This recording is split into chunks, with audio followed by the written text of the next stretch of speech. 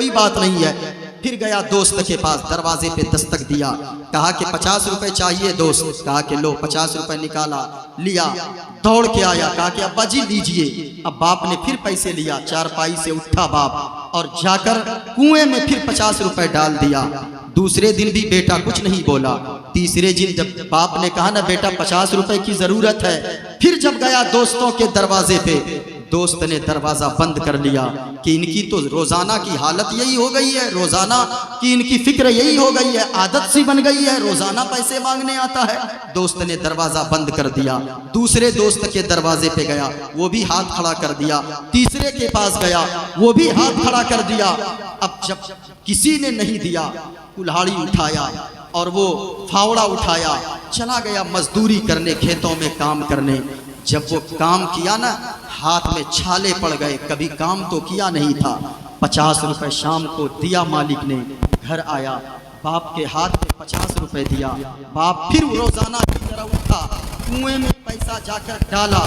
بیٹا جھنجلا گیا، کہنے لگا کہ بابا جی آپ کو پتہ نہیں ہے یہ پیسے کہاں سے آتے ہیں، آپ کو پتہ نہیں پیسے کیسے کمائے جاتے ہیں، اس 50 روپے کی قدر آپ کو نہیں معلوم ہے، دیکھیں میرے ہاتھ میں چھالے پڑ گئے ہیں۔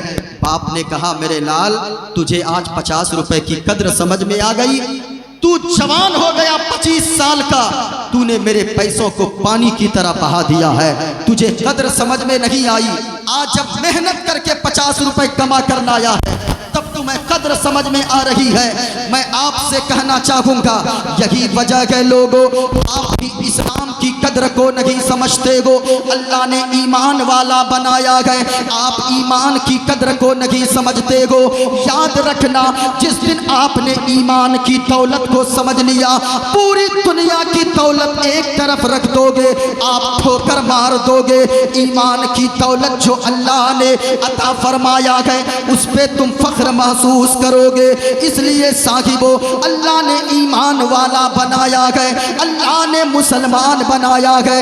اللہ کا شکر ادا کرتے رہو، جہاں یہ شکر ادا کرتے ہو، یا اللہ تو نے مجھے گاڑیاں دیا ہے، یا اللہ تو نے مجھے بنگلے دیا ہے، یا اللہ تو نے مجھے مکان دیا ہے، یا اللہ تو نے مجھے زمین و جائیداد دیا ہے، جہاں ان چیزوں کے شکر ادا کرتے ہو، کبھی رب کی بارگاہ میں سجدے میں سر رکھ کر دعا کرنا اور اللہ کا شکر ادا کرنا، یا اللہ ہمیں تو نے کچھ نہیں دیا، کوئی بات نہیں گئے، لیکن تو نے مجھے ایمان کی دولت عطا فرمایا ہے۔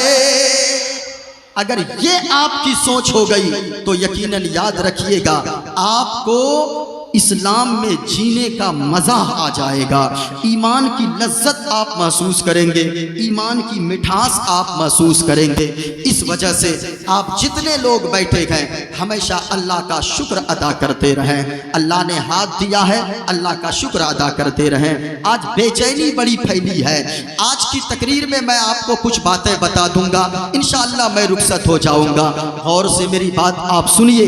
ایک بات آج میں آپ کو یہ بتاؤں گا، آپ دیکھتے ہوں گے آج لوگوں کے پاس 3 منزلہ مکان بنوا لیا، 3 تلہ مکان بنوا لیا، 50 لاکھ کی گاڑی خرید لیا، 20 لاکھ کا بنگلہ بنوا لیا، 50 بیگھہ زمین کا مالک ہو گیا، ساری چیزیں ان کے پاس ہے۔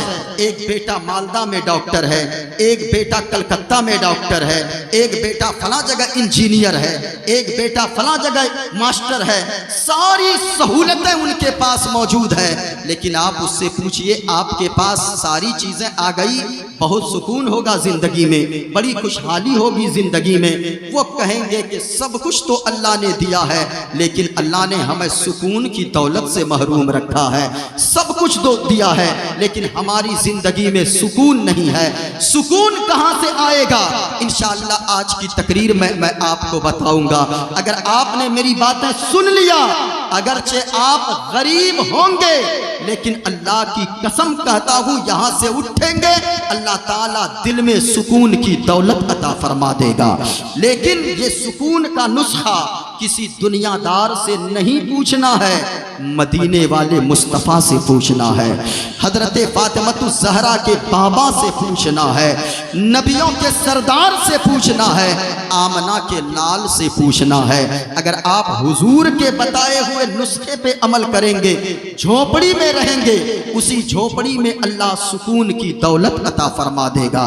ایک بات میں یہ بتاؤں گا آج اپنی تقریر میں، دوسری بات آج میں یہ بتاؤں گا، باتیں تو میرے پاس بہت ساری ہیں لیکن اگر آپ سننا چاہیں گے میں ایک بات یہ بتاؤں گا، ماں بہنیں بھی کثیر تعداد میں ہے، میں یہ بتاؤں گا آج ساری دنیا کے لوگ ہم یہاں بیٹھے ہیں، کس لیے بیٹھے ہیں؟ اللہ جنت دے دے۔ یہ حضرت بیٹھے مولا منظور صاحب قبلہ یہ کہیں گے ہمیشہ دعا مانگو اللہ جنت دے دے۔ جب کبھی خانہ کعبہ پہ نظر پڑتی ہے، علماء فرماتے ہیں خانہ کعبہ پہ جب پہلی نظر پڑے، جہاں پہ آدمی ساری چیزیں چھوڑ کر وہاں پہنچتا ہے، اس خانہ کعبہ پہ جیسے ہی نظر پڑے تو آدمی کو سب سے پہلی دعا یہ مانگنی چاہیے، یا اللہ بغیر حساب و کتاب کے تو مجھے جنت عطا فرما دے۔ انسان کو یہ دعا مانگنی چاہیے۔ ساری دنیا جنت کی تلاش میں ہے لیکن کیا جنت ایسے ہی مل جائے گی؟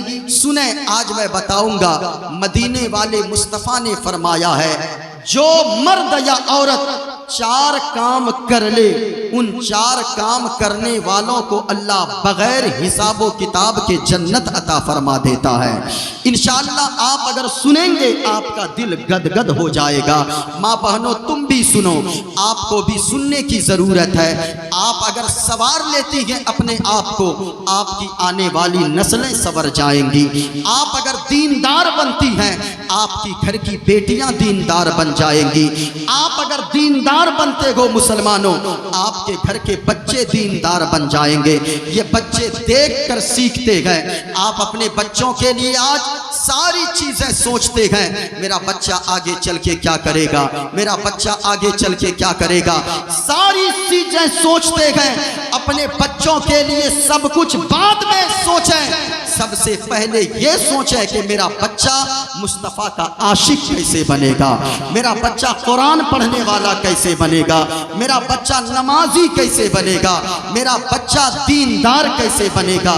آپ اگر سنیں گے انشاءاللہ العزیز آپ کو کچھ سمجھ میں آئے گی میری باتیں۔ میں ایک شعر پڑھتا ہوں، اپنی گفتگو کا آغاز کرتا ہوں، اور اگر آپ کی اجازت ہوگی تو میں منتر بھی پڑھ دوں گا اگر آپ کی اجازت ہوگی۔ اگر سننا چاہتے ہیں ایک مرتبہ ہاتھوں کو لہرا کر بولے یا رسول اللہ، بلند آواز سے بولے یا حبیب اللہ، اور محبت سے بولے یا رسول اللہ۔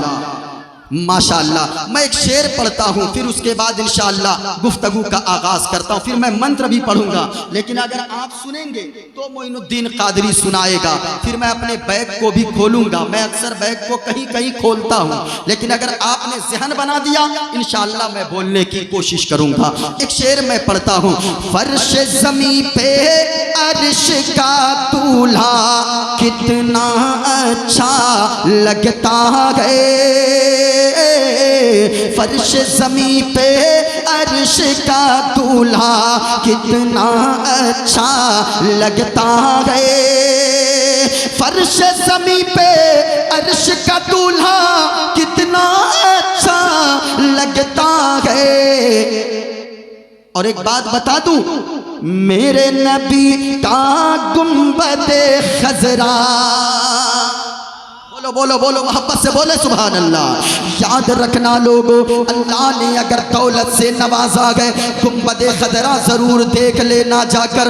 یہ گنبد خضرا جب تصویر میں اتنا خوبصورت ہے تو پھر سامنے سے دیکھتے گئے عاشق تو آنسو کے قطرے نکلتے گئے اور زبان سے یہی گنگناتے گئے، فرش زمین پہ عرش کا دولہا کتنا اچھا لگتا ہے۔ آپ بھی یاد کر کے جاؤ، ماں بہنوں تم بھی یاد کر کے جاؤ۔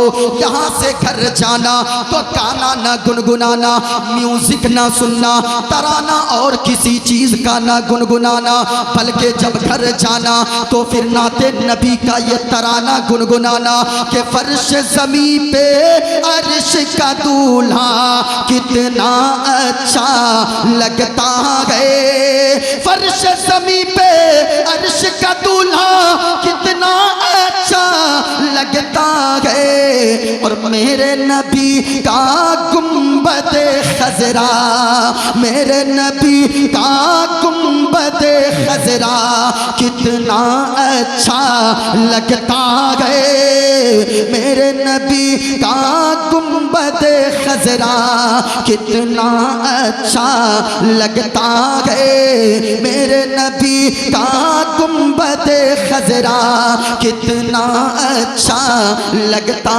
ہے۔